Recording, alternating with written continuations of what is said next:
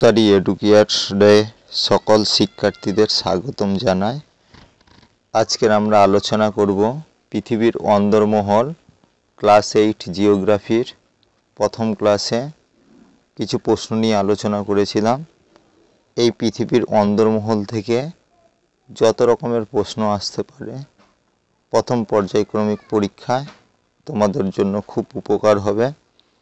Next প্রশ্ন আমরা আলোচনা করছি, ভারতের কোথায় কোথায় ভূতাপ বিদ্যুৎ কেন্দ্র আছে? ভারতের বিভিন্ন স্থানে ভূতাপীয় শক্তির উৎস রয়েছে।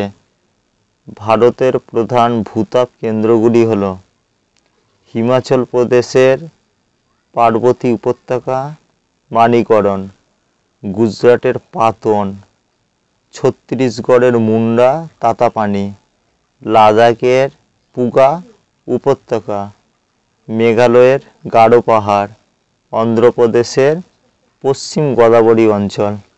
আবার বলছি, ভারতের কোথায় কোথায় ভূতাপ বিদ্যুৎ কেন্দ্র আছে? ভারতে বিভিন্ন স্থানে ভূতাপীয় শক্তির উৎস রয়েছে। ভারতের প্রধান ভূতাপ কেন্দ্রগুলি হল 1 নম্বর হিমাচল প্রদেশের পার্বতী উপত্যকা মানিকরণ, 2 নম্বর গুজরাটের পাতন, 3 নম্বর ছত্তিশগড়ের মুন্ডা তাতাপানি, লাদাখের পুগা উপত্যকা, 5 নম্বর মেঘালয়ের গারো পাহাড়, নেক্সট হচ্ছে অন্ধ্রপ্রদেশের পশ্চিম গোদাবরী অঞ্চল। এইবারে আমরা আলোচনা করব অত্যন্ত গুরুত্বপূর্ণ প্রশ্ন, ম্যাগমা এবং লাভার মধ্যে পার্থক্য লেখো। এইটা তোমাদের এখন থেকে যদি তোমরা মুখস্থ করে রাখো তাহলে এটা তোমাদের সব সময় লাগবে পরীক্ষার জন্য। ম্যাগমা এবং লাভা। ম্যাগমা এটি ভূ অভ্যন্তরে অবস্থান করে। তাহলে ম্যাগমা কোথায় অবস্থান করে? ভূ অভ্যন্তরে। ইয়া ভূপৃষ্ঠে অবস্থান করে। তাপমাত্রা প্রধানত 700 থেকে 1300 ডিগ্রি সেলসিয়াস। লাভার ক্ষেত্রে তাপমাত্রা প্রধানত 700 থেকে 1000 ডিগ্রি সেলসিয়াস। 3 নম্বর রয়েছে মেন্টলে গলিত শিলা হতে ইহার উৎপত্তি। লাভার ক্ষেত্রে ম্যাগমা হতে উৎপত্তি হয়। 4 নম্বরে বেশিরভাগ গ্যাস মিশ্রিত অবস্থায় থাকে। লাভার ক্ষেত্রে গ্যাসের পরিমাণ কম থাকে। 5 নম্বরে এটি অদৃশ্য কারণ ভূপৃষ্ঠের নিচে থাকে। লাভার ক্ষেত্রে ইহা দৃশ্যমানতা যা ভূপৃষ্ঠের উপরে দেখা যায়। 6 নম্বর আগ্নেয়গিরি অগ্ন্যুৎপাতের আগে মেন্টলে ম্যাগমা লাভায় রূপান্তরিত হয়। 6 নম্বরে লাভার ক্ষেত্রে আগ্নেয়গিরি থেকে বের হওয়ার পর লাভা জমে শিলায় রূপান্তরিত হয়। ম্যাগমা এবং লাভার পার্থক্য আবার আলোচনা করছি। ম্যাগমা এটি ভূ অভ্যন্তরে অবস্থান করে। লাভার ক্ষেত্রে ইয়া ভূপৃষ্ঠে অবস্থান করে। ম্যাগমা তাপমাত্রা প্রধানত 700 ডিগ্রি থেকে 1300 ডিগ্রি সেলসিয়াস। আর লাভার ক্ষেত্রে তাপমাত্রা প্রধানত 700 থেকে 1000 ডিগ্রি সেলসিয়াস।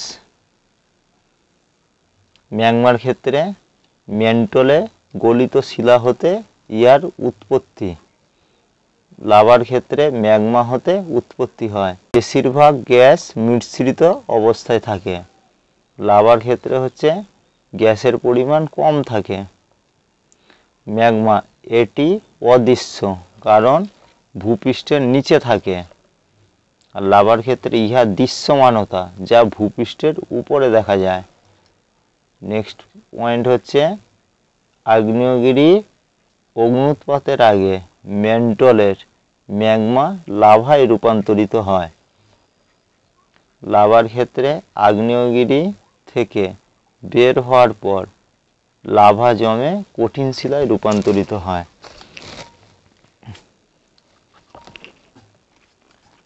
পরের প্রশ্ন,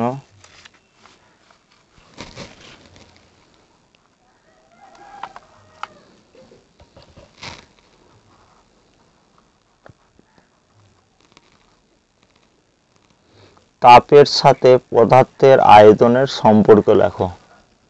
তাপ বাড়লে পদার্থ গলে তরলে পরিণত হয় ও আয়তনে বাড়ে, আবার চাপ বাড়লে পদার্থের আয়তন কমে। তাহলে তাপের সাথে পদার্থের আয়তনের কেমন সম্পর্ক রয়েছে? দেখো, তাপ বাড়লে পদার্থ গলে তরলে পরিণত হয় ও আয়তনে বাড়ে, আবার চাপ বাড়লে পদার্থের আয়তন কমে। নেক্সট প্রশ্ন, ভূপৃষ্ঠের গড় ঘনত্ব কত? ভূপৃষ্ঠের গড় ঘনত্ব হচ্ছে 2.6 থেকে 3.3 গ্রাম পার ঘন সেমি। তাহলে ভূপৃষ্ঠের গড় ঘনত্ব কত? 2.6 থেকে 3.3 গ্রাম পার ঘন সেমি। আজকের এখানে ভিডিওটি শেষ করছি। যদি তোমাদের ভালো লেগে থাকে তাহলে কমেন্ট জানাবে, আর প্রত্যেকে সাবস্ক্রিপশন করবে নতুন যারা দেখছো। Thank you.